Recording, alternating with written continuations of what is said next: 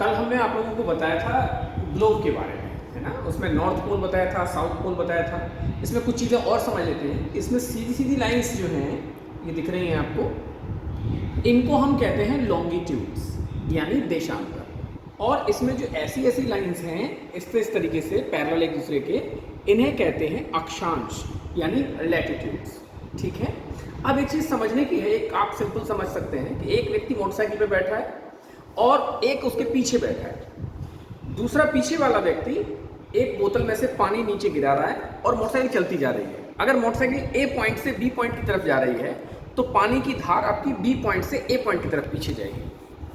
As it is आपको समझना है, जैसे हमारी पृथ्वी कल हमने बताई थी आपको कि पश्चिम से पूर्व की ओर घूमती है, तो उस अवस्था में जैसे मान लीजिए इस तरीके से हमारी पृथ्वी हमारी रोटेट कर रही है कंटिन्यूअसली, तो उस कंडीशन में क्या होगा, ये जो अफ्रीका आपको दिख रहा है इसका जो गिनी तक है, यहाँ पे गिनी है वो हम आपको बताएंगे आगे चल के, अभी आपका मैपिंग में आएगा, लेकिन अभी हम जनरल एक चीज़ बता रहे हैं आपको। यहाँ से गिनी से अब ये धारा पीछे की तरफ चलेगी, यानी ये समुद्र का जो पानी है ये पीछे की तरफ मूव होगा, क्योंकि पृथ्वी स्थल है और ये जल इसका साथ नहीं रख पाएगा और ये पृथ्वी आगे रोटेट करेगी तो ये जल पीछे की तरफ जाएगा। तो जब ये जल यहाँ से पीछे की तरफ जाएगा तो यहाँ से ये सर्कुलर मूव करेगा ऊपर की तरफ और नीचे की तरफ। यहाँ एक शब्द आपको याद रखना है, कोरियोलिस फोर्स। ठीक है। तो कोरियोलिस फोर्स की वजह से आपके नॉर्थ हेमिस्फीयर में ये राइट टर्न करेगा और साउथ हेमिस्फीयर में ये लेफ्ट हैंड टर्न करेगा। ठीक है। तो अब इस तरीके से हम पूरा का पूरा आपको ओशन करेंट्स के बारे में समझाएंगे, कोशिश करेंगे कि आपको इस वर्ल्ड मैप से इन सब चीज़ों को हम क्लियर कर सकें। तो जैसा कि आप इसमें देख रहे हैं, अभी हम इसमें भी दिखा सकते हैं आपको जो स्थितियाँ हैं। ये हमारा एक वर्ल्ड मैप है जो मैंने अभी बनाया, और एक ये आपका वर्ल्ड मैप पूरा दे रखा आपको। यहाँ से आप देख रहे हो कि ये अफ्रीका का पोर्शन है और ये हमारी इक्वेटर यहाँ से क्रॉस होके गई है। क्लियर। अब यहाँ से क्या क्या कंडीशंस कैसे कैसे आई और उनको कैसे कैसे हमें समझना है वो हम देखते हैं। मैं अभी इस्तेमाल करूँगा जो ब्लैक पेन है उसका इस्तेमाल करूँगा हॉट वेव्स के लिए, हॉट करंट के लिए, और जो हमारी ब्लू कलर का इस्तेमाल मैं करूँगा वो कोल्ड आपकी करंट के लिए। ओके। तो अब हम इसमें देखते हैं। देखिए अफ्रीका का जो गिनी तट है, यहाँ से इक्वेटर के पैरेलल यहाँ से ये चलना स्टार्ट करती है। ठीक है। और फिर यहाँ पे स्थल है तो ये यहाँ से थोड़ा सा मुड़ जाएगी। अभी यहाँ पे एक चीज़ हमने अभी नहीं बनाई, जमैका वगैरह, ये ग्रेटर एंटिलीज, लेजर एंटिलीज, ये आपके सब बने होंगे। अब यहाँ से जब ये हमारी पहुँचेगी पानी की धारा, तो ये दो भागों में बढ़ जाएगी। एक तो ये अंदर चली जाएगी, ये यूकोटन पेनिनसुला है। कौन सा है? यूकोटन। और यहाँ से होते हुए ये अंदर जाएगी और यहाँ फ्लोरिडा से होते हुए निकलेगी इस जगह पे। और एक हमारा इधर साइड में ये बट गई थी ऐसे, यानी यही इक्वेटोरियल जो करंट है हमारी, इसको हम नॉर्थ एटलांटिक इक्वेटोरियल करंट कहेंगे। ओके। तो इसका एक हिस्सा इस क्यूबा के सीधे हाथ की तरफ से, यानी ईस्टर्न एरिया से होता हुआ निकलेगा, एक अंदर इसके चला जाएगा यूकोटन पेनिनसुला से होते हुए, गल्फ ऑफ मैक्सिको से होते हुए फ्लोरिडा के साथ, और यहाँ से आके इस जगह पे मिल जाएगा। ये जगह जो मिल रही है इसे हम कहते हैं केप हैट्रस। ठीक है। ये केप हैट्रस है। इसके बाद यहाँ पर एक अभी छोटा सा नहीं बना, न्यूफाउंडलैंड है, इसको हम न्यूफाउंडलैंड कहते हैं। केप हैट्रस से आगे यहां तक आपकी ये जलधारा आएगी और इसको हम गल्फ स्ट्रीम कहते हैं। क्या कहते हैं? Gulf stream. चूंकि हमने ब्लैक कलर से बनाई है, और एक चीज हमें समझनी है कि हमने कल आपको बताया था कि 0 डिग्री यानी इक्वेटर से अगर हम नॉर्थ की तरफ या इक्वेटर से साउथ की तरफ बढ़ते हैं तो ठंडक बढ़ती जाती है। और चूंकि ये जलधारा गर्म जगह से होती हुई यहाँ पर अंदर प्रवाहित हो रही है, तो यहाँ जो व्यक्ति बैठा होगा उसको पानी गर्म महसूस होगा, क्योंकि ये गर्म क्षेत्र से आ रही है, यानी विषुवत रेखा से आ रही है। तो ये गल्फ स्ट्रीम यहाँ पे हो गई। फिर से समझ लें, इधर वाला जो हिस्सा है ये एंटिलीज कहलाता है, और इधर अंदर वाला जो है ये फ्लोरिडा करंट कहलाता है। ठीक। अब इसमें हमें एक चीज समझ लेनी है, यहाँ से ये जो हमारा इधर से बैफिन आइलैंड है ये हमारा, और ये ग्रीनलैंड है। इधर साइड से लैब्राडोर करंट आती है, लैब्राडोर करंट।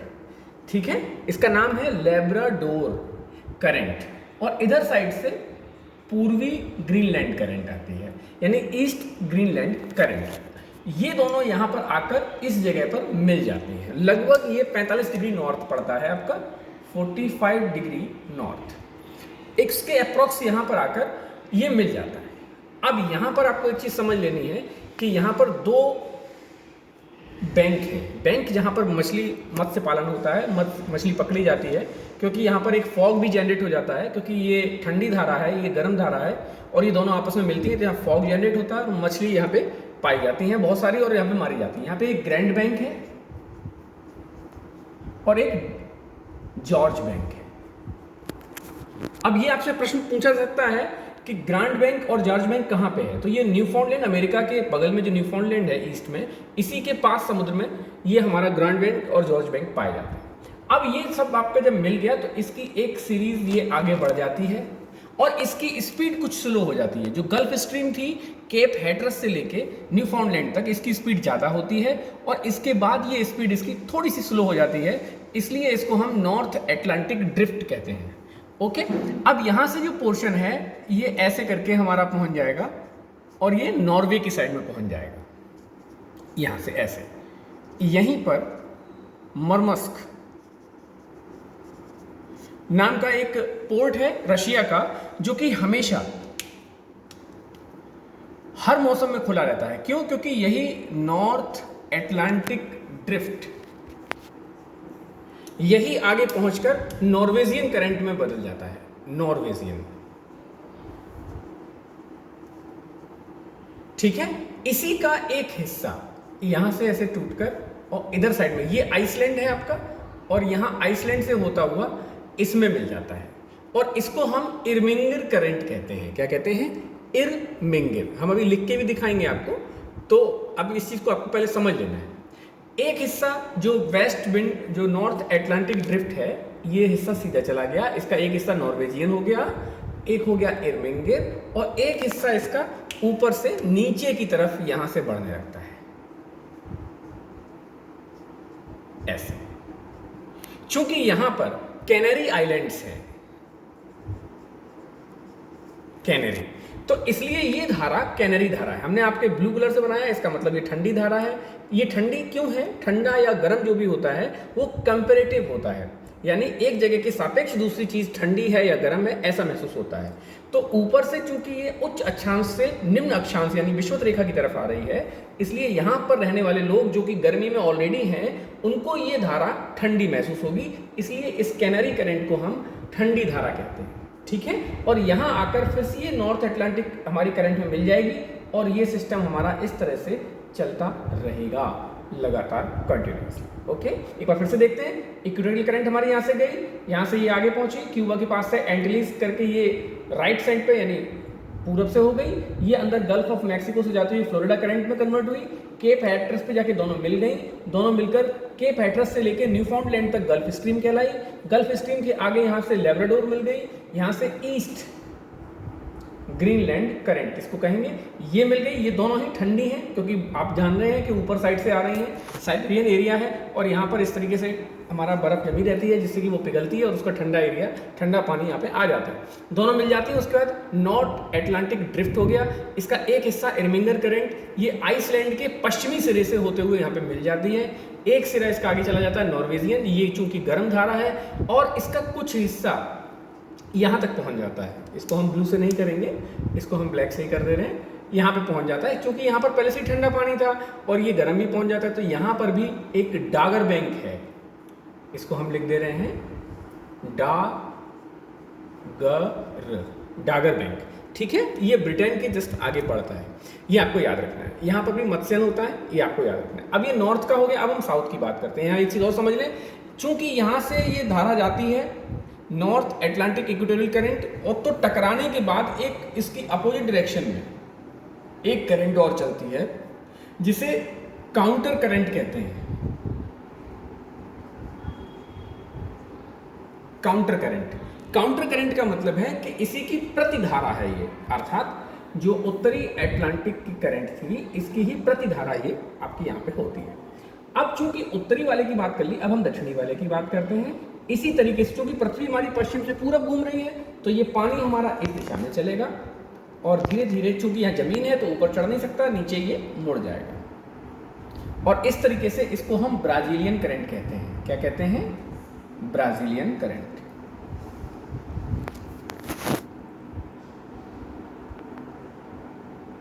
ब्राजीलियन करंट, ठीक है। अब हम यहां से जब देख रहे हैं तो इधर नीचे साइड से हमारी एक ठंडी धारा आती है जो कि अंटार्कटिका, ये अंटार्कटिका है पूरा।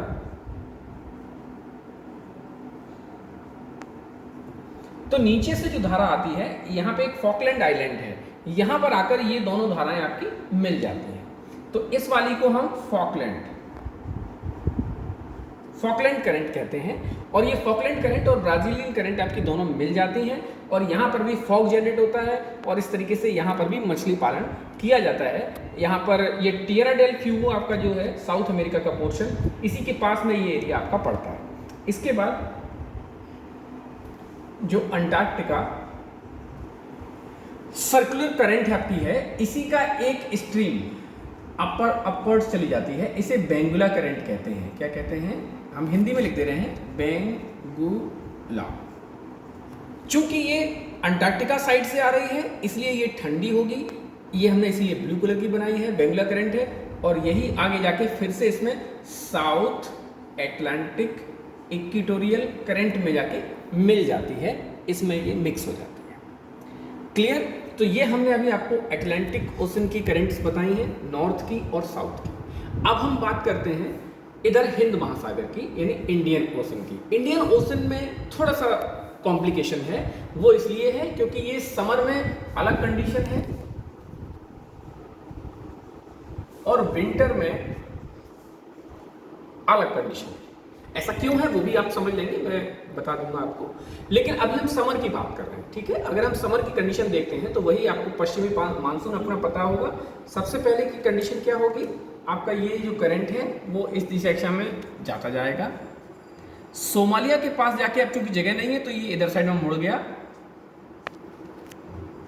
और ये हमारे इस देश के किनारे किनारे से होता हुआ, यहाँ से होता हुआ, यहाँ से होता हुआ और ये ऐसे निकल जाता है, ठीक है।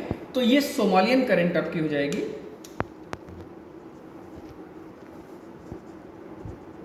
सोमालियन करंट, ठीक है। और इसी का एक हिस्सा ऊपर से फिर से नीचे साइड में चला जाएगा। ये आपको समझ लेना है, ये आपके यहाँ से देख रहे हैं आप क्लॉकवाइज है, ठीक है। ये आपकी क्लॉकवाइज रहेगी और इसी का एक हिस्सा, अब साउथ वाली जो है इसका देखते हैं, इसमें एक हिस्सा यहाँ से डिवाइड हो जाएगा, एक हिस्सा अंदर चला जाएगा, एक हिस्सा इस साइड में चला जाएगा। अब यहाँ से हम देखेंगे ये अंदर वाली जो करंट है ये मोजाम्बिक करंट है। हम हिंदी में लिख रहे हैं, ठीक है, जिससे कि आपको क्लियर रहे।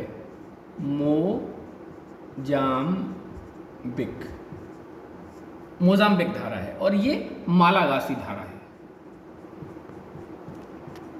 मालागासी यानी मेडागास्कर इसको कहेंगे। ये दोनों जब यहाँ पे आके यहाँ पे ऐसे मिल जाती हैं तो इसको हम अगुलहास कहते हैं, अगुलहास करंट, ठीक है। तो ये हमारी अगुलहास करंट मिल जाती है और इस तरह से अब इधर हमारा ये ड्रिफ्ट था, ये चलता रहता है। इसका फिर एक स्ट्रीम हमारा इस साइड में चला जाता है और फिर एक आगे चला जाता है, ठीक है।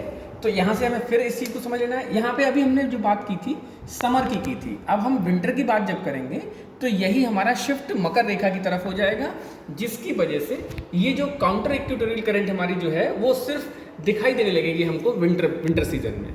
काउंटर इक्वेटोरियल करंट जो है वो विंटर्स में ही दिखाई देती है, समर में नहीं दिखाई देती, इसलिए क्योंकि यहाँ पर स्पेस बहुत कम है, इतने में ही हमारी सर्कुलर मूव करती है। और जब यही शिफ्ट हमारा नीचे साइड में हो जाता है तो उस कंडीशन में यहाँ से करंट हमारी होना शुरू होती है और यहाँ से जो हमारी जगह है और यहाँ टकरा के पर्याप्त जगह है हमारे पास, तो यहाँ करंट काफ़ी बड़ा हिस्सा इकट्ठा हो जाता है, तो काउंटर करंट हमारे यहाँ पे जनरेट हो जाती है विंटर की कंडीशंस में, ठीक है। अब हम बात करते हैं प्रशांत महासागर की। तो प्रशांत महासागर में हम देखते हैं यहाँ से जो करंट आ रही है इस तरह से, अब यहाँ से ये करंट अपवर्ड्स हमारी मूव कर जाती है, ठीक है।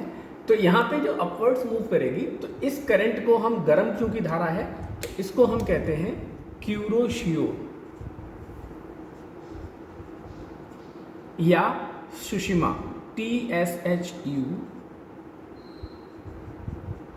सुशिमा, क्यूरोशियो या सुशिमा इसको कहते हैं। और ये जो है हमारी जापान जो है थोड़ा सा ऊपर ज़्यादा बन गया है, आप थोड़ा सा इसको नीचे बना दें, होक्काइडो, होन्शु, क्यूशु, शिकोकू, ठीक है। तो ये यहाँ पे हमारा पहुँचेगा और ऊपर से एक करंट हमारी आ रही है, ये ठंडी करंट आ रही है। ये आप जानते हैं कमचटका पेनिनसुला है दिस वन, और यहाँ से जो करंट आ रही है इसे क्यूराइल कहते हैं, या इसका दूसरा नाम है ओयोशियो, या इसका तीसरा नाम है कमचटका, ठीक है। ये तीन नाम इसके हैं। ये ठंडी धारा है, ये बेरिंग स्टेट से होती हुई अंदर एंटर करती है और ये दोनों करंट हमारी यहाँ पे आके इसकी मिल जाती हैं। हम जानते हैं कि जापान के पूर्वी सिरे पर फिर से यहाँ पर फिशिंग होती है, यानी मत्स्यन होता है। क्यूरोशियो यानी सुशिमा और सुशिमा ये नीचे से ऊपर पहुँचती है, यानी साउथ से नॉर्थ की तरफ, और ऊपर से बेरिंग स्टेट से होती हुई कमचटका, क्यूराइल या आयोशियो, ये तीन नाम हैं इसके। इनमें से कुछ भी पूछ सकता है। देखिए एक चीज़ को याद रखना है आपको, क्वेश्चन, अभी मैं एक कॉन्सेप्ट बता रहा हूँ आपको, यहाँ से क्वेश्चन आपके आते हैं और उनको आपको बताना पड़ेगा। अब ये हमारी करंट होगी, अब ये दोनों यहाँ से जब मिल जाएंगे, सीधी बात है, ये यहाँ से ऐसी जाएगी, ये यहाँ से ऐसी आएगी, तो ये मिलके फिर आगे प्रोसीड करेंगी। और चूंकि पृथ्वी हमारी गोल है और वो कंडीशन हमारी यहाँ पे इस तरह से आ जाएगी, यहाँ पे जब हम देखेंगे तो वही करंट हमारी इस तरीके से यहाँ से ऐसे आती हुई, ऐसे आती हुई, ऐसे आती हुई, फिर ये दो हिस्सों में डिवाइड हो जाएगी। एक हिस्सा इधर ऊपर चला जाएगा और एक हिस्सा इसका नीचे की साइड में आएगा। आप जानते हैं कि जब उच्च अक्षांश से निम्न अक्षांश की तरफ हमारी ये कोई भी करंट आएगी तो उस कंडीशन में वो ठंडी कहलाएगी। क्या कहलाएगी? कोल्ड। तो उस कंडीशन में ये नीचे साइड में जो आएगी, चूंकि ये कैलिफोर्निया वाला पोर्शन है, इसलिए इसको हम कैलिफोर्निया करंट कहते हैं।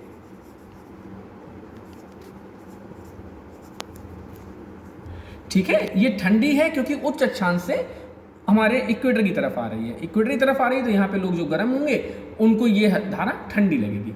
ये नीचे से जो ऊपर जा रही है, चूंकि ये अलास्का वाला पोर्शन है अमेरिका का, इसलिए इसको हम अलास्का करंट कहते हैं। Alaska current. अब यहाँ पे एक चीज आप समझ लें, अलास्का के इधर साइड से भी ये करंट आती है, इसे भी अलास्का करंट कहते हैं, और ये ठंडी होती है, ये गर्म होती है। लेकिन यहाँ एक चीज आपको समझना है, चूंकि साउदर्न एरिया में अलास्का के लोग ज्यादा रहते हैं, इसलिए इनकी मेजोरिटी की वजह से हम अलास्का करंट को गर्म करंट मानते हैं। यानी हमारा इक्वेटर साइड से ये ऊपर की तरफ जा रही है, यानी गर्म करंट कहलाएगी। ठीक है, फिर ये नीचे आके हमारी फिर से मिल जाती है। आप जानते हैं इक्वेटोरियल करंट आपकी हो जाएगी। ये नॉर्थ इक्वेटोरियल है, इसी तरीके से ये साउथ इक्वेटोरियल है, ऐसे। अब ये आपकी फिर घूम के उधर साइड में पहुंच जाएगी और यहां से आपके टकरा के यहां से ये जैसे हमारी बढ़ गई, यहां से फिर ये नीचे से ऐसे आएगी और इसका एक हिस्सा ऊपर की तरफ मुड़ जाएगा।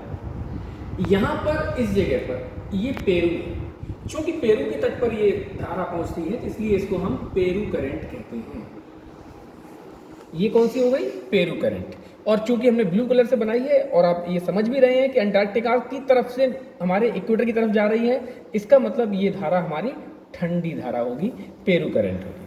ठीक है, और ये जाके फिर से इसमें मिल जाएगी और यहीं से हमारा सिस्टम चलता रहेगा। यहाँ एक चीज़ आपको समझ लेनी है कि अल्निनो और लानिना, ये दो कंडीशंस आपकी और आती हैं। यहीं पर पेरू जो है, यहाँ पे एक चीज़ आप समझ लें इसको, कि पेरू पर यहीं पर अपविलिंग होती है। अपविलिंग का मतलब है कि नीचे से जो इसे हमारा यहाँ से इधर से हमारी करंट जाएगी और वहाँ से हिस्सा दबेगा, तो नीचे से ठंडा पानी ऊपर की तरफ आता है पेरू के पास में, तो यहाँ पर प्लैंकटन्स बनते हैं। क्या होते हैं? प्लैंकटन। प्लैंकटन एक तरीके से घास और छोटे छोटे कीड़े टाइप के होते हैं। ये जो पूरा एरिया है, इन्हें मछलियाँ खाने के लिए आती हैं और यह भारी मात्रा में हमको मत्स्य मिलता है, यानी मछली हमें प्राप्त होती है। ठीक है, अल्निनो की स्थिति में ये सिस्टम आपका बंद हो जाता है। अल्निनो ऐसा नहीं करने देता और इस ठंडे जल को ऊपर की तरफ नहीं आने देता है, और इसी की वजह से हमारे इंडिया में भी मानसून सिस्टम में काफ़ी अंतर आता है। हालांकि एल्निनो और लानिना हम आपको डिटेल में बताएंगे, लेकिन फिर भी एक बहुत सिंपल तरीका समझ लें। डार्विन यहाँ पर एक जगह है ऑस्ट्रेलिया में, और यहाँ पर एक जगह है ताहिती, और ये है डार्विन ऑस्ट्रेलिया का। यहाँ पर और यहाँ पर हम प्रेशर मेजर करते हैं। नॉर्मल स्थिति जब होती है तो डार्विन पर प्रेशर हमारा कम होता है, लेकिन जब अल नीनो की स्थिति होती है तो यहाँ पे प्रेशर ज़्यादा है, यहाँ पे प्रेशर कम हो जाता है। जब यहाँ प्रेशर ज़्यादा होता है तो ये पूरा हाई प्रेशर का एरिया हो जाता है, तो यहाँ हाई प्रेशर की वजह से सूखा पड़ता है, हमारे भारत पर भी इसका प्रभाव पड़ता है। इसी को हम साउदर्न ऑस्लेशन कहते हैं, SO।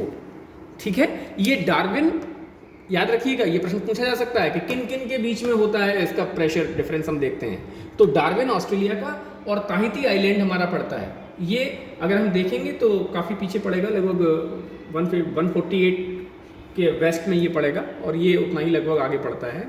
तो साउदर्न ऑस्ट्रेलेशन कहते हैं इसको, हम कहते हैं इंग्लिश में, और हिंदी में कहते हैं इसको दक्षिणी दोलन। इसकी वजह से भी हमारा अल नीनो आता है। अल नीनो की स्थिति में भारत में सूखा पड़ता है, और इसी अल नीनो का उल्टा होता है ला नीना। ला नीना ठीक उल्टा होता है। अगर ला नीना की स्थिति होती है तो ठीक इसका उल्टी स्थिति होती है, और भारत में भीषण बारिश होती है, और इधर साइड में सूखा पड़ता है। तो ये आपका एक सिस्टम था।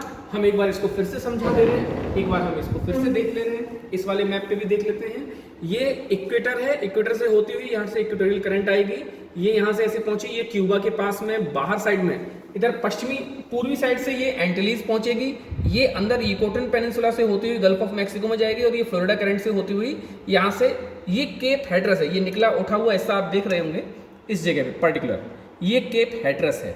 तो यहाँ पर एंटिलीज और यहाँ से फ्लोरिडा, ये दोनों मिलेगी। यहाँ से ये न्यूफाउंडलैंड है, यहीं पर नोवा स्कोशिया जो कि एप्पल के लिए फेमस है। यहाँ से यहाँ तक ये जो करंट जाएगी बहुत तेज़ी से जाएगी, और इसका नाम यहाँ से यहाँ तक यानी केप हैट्रस से न्यूफाउंडलैंड तक होगा गल्फ स्ट्रीम। गल्फ स्ट्रीम के बाद ये लेब्राडोर सी से यहाँ से होते हुए हमारे लेब्राडोर आएगी, जो हमारी लेब्राडोर ठंडी करंट है, और इधर साइड से ईस्ट ग्रीनलैंड करंट आएगी। ये दोनों आपकी मिक्स हो जाएंगे। इसके बाद ये नॉर्थ एटलांटिक ड्रिफ्ट हमारा स्टार्ट हो जाएगा, जिसका एक स्ट्रीम इसकी नॉर्वे की साइड में चली जाएगी, एक स्ट्रीम आइसलैंड के ईस्ट से होती हुई इसमें मिक्स हो जाएगी, इसे इर्मिंगर करंट कहेंगे। ये नॉर्वेजियन करंट है, एक नीचे आएगी, ये हमारी कैनरी करंट होगी। कैनरी करंट चूंकि ऊपर से यानी उच्च अक्षांश से निम्न अक्षांश की ओर आ रही है, यानी हाई लैटिट्यूड से लो लैटिट्यूड की तरफ आ रही है, इसलिए ये ठंडी करंट होगी, और फिर आके इसमें मिल जाएगी, ये नॉर्थ का हो गया। अब साउथ में देखेंगे तो यहाँ से इसकी काउंटर करंट भी आएगी, ये हमने आपको बता ही दिया है। ये साउथ साइड से ये ब्राजीलियन करंट नीचे साइड में होगी, लेकिन यहाँ ये फॉकलैंड देखिए, आपको दिख रहा होगा ये फॉकलैंड लिखा हुआ है, यूके का फॉकलैंड आइलैंड है। तो नीचे से जो करंट हमारी आएगी, चूंकि वो अंटार्कटिका से आ रही है तो ठंडी होगी, ये ब्राजीलियन करंट से मिलेगी, तो यहाँ पे भी फिशिंग आपकी होगी, ये आगे प्रोसीड करेगा, और यहाँ से फिर से एक हिस्सा इसका चला जाएगा हमारा इधर नामीबिया और अंगोला की साइड में, इसे बेंगुला कहते हैं। ये मैंने यहाँ पे दिखाया था आपको, ये बेंगुला, और बेंगुला यहाँ पे मिलेगी। आप एक चीज़ और मैं आपको इंपॉर्टेंट बता दूं कि जहाँ जहाँ पर ठंडी धाराएं आएंगी वहाँ पर आसपास डेजर्ट होगा, यहाँ पे भी आसपास डेजर्ट होगा, यहाँ पे भी आसपास डेजर्ट होगा। जहाँ भी ठंडी धाराएं आपकी टच होके आ रही हैं वेस्टर्न एरिया में, जो कॉन्टिनेंट्स हैं उनके, तो वहाँ पर आपको डेजर्ट्स मिलेंगे, इसलिए क्योंकि ये ठंडी है और हवा को दबाती है। जब हाई प्रेशर यहाँ पे होगा तो यहाँ पर लो प्रेशर न बन पाने के कारण बाहर से हवाएं आकर्षित नहीं होंगी, और इस एरिया में प्रेसिपिटेशन यानी पानी नहीं बरस पाएगा, जिसकी वजह से यहाँ पर इस तरह से आपके इस तरीके की चेंजिंग होंगे, अब रेगिस्तान बनेंगे। ऐसे ही ऑस्ट्रेलिया में भी है, आप देख सकते हैं कि पूर्वी क्षेत्र इसका थोड़ा सा हरा भरा मिलेगा आपको, लेकिन वेस्टर्न एरिया ग्रेट सैंडी डेप, सैंडी गिब्सन वगैरह, ये सब आपके जितने भी मिलेंगे एरिया, वो सब रेगिस्तानी वेस्टर्न एरिया में मोस्टली आपको मिलेंगे। आप इसमें भी अपना देख सकते हैं, इसमें भी यही कंडीशन है। तो ये सारी स्थितियां आप लोगों को अच्छी तरीके से समझ लेना चाहिए कि जितने भी करेंट्स हैं आपकी, अब इस तरह से पूरी करेंट्स सिर्फ थोड़ा सा आपको यहाँ से है। अब देखिए प्रश्न कैसे पूछे जा सकते हैं, इनको भी समझ लेते हैं हम लोग कि प्रश्न हम कैसे पूछेंगे। पूछ लेंगे कि हम बताइए कि हाँ, पेरू करंट जो ये आपकी थी, इसी को हम्बोल्ट करंट भी कहते हैं, पेरू या हम्बोल्ट। ठीक है, तो पेरू या हम्बोल्ट करंट है। तो इसको थोड़ा सा पीछे से हम पूरा देख लेते हैं, एक बार पूरा फुल मैप। आप चाहें तो इसका स्क्रीनशॉट भी ले सकते हैं, आपको जो भी चीज़ें इसमें देखनी हो फिर से समझ लें। मैं बहुत जल्दी बता रहा हूँ। यहाँ से इक्वेटोरियल करंट गई, यहाँ से एंटिलीज, यहाँ अंदर से फ्लोरिडा से होती हुई फ्लोरिडा करंट, ये दोनों जाके मिल गई हेट्रस पे। और यहाँ हेट्रस से लेकर न्यूफाउंडलैंड तक गल्फ स्ट्रीम के बाद नॉर्थ अटलांटिक ड्रिफ्ट, ये आपके नॉर्वेजियन करंट आपकी चली गई, ये इरमिंगर चली गई, ये कैनरी नीचे आ गई, क्योंकि ऊपर से नीचे आ रही थी, ये ठंडी है, ये आके इसमें मिल गई, ये नॉर्थ वाला हो गया। साउथ में इधर ब्राज़ील, नीचे से फॉकलैंड, दोनों मिक्स हो गए, ये आगे बढ़ेगा, ये बेंगुला करंट आपकी हो गई। इसी जो ठंडी हमारी स्ट्रीम चलती है पूरी पृथ्वी पे चलती है। मैं आपको दिखा दूँ, ये पूरी पृथ्वी पे नीचे के नीचे ये वाली जो चल रही है ना, ये पृथ्वी पूरे पे नीचे ऐसी चलती रहती है, ठीक है। इसी में से एक हिस्सा ऊपर निकल गया, ये बेंगुला बन गया, इसी में आगे हमारा बढ़ता जा रहा है, ये हमारा वेस्टर्न ऑस्ट्रेलिया साइड में पड़ गया, फिर आगे हमारा चलता चला गया, फिर ये हमारा इधर साइड में ये पेरू या हम्बोल्ट पड़ गया, जो मैंने अभी दिखाया था आपको। तो इस तरीके से हमारी ये करंट हमारी कंटिन्यूअसली चलती रहती है।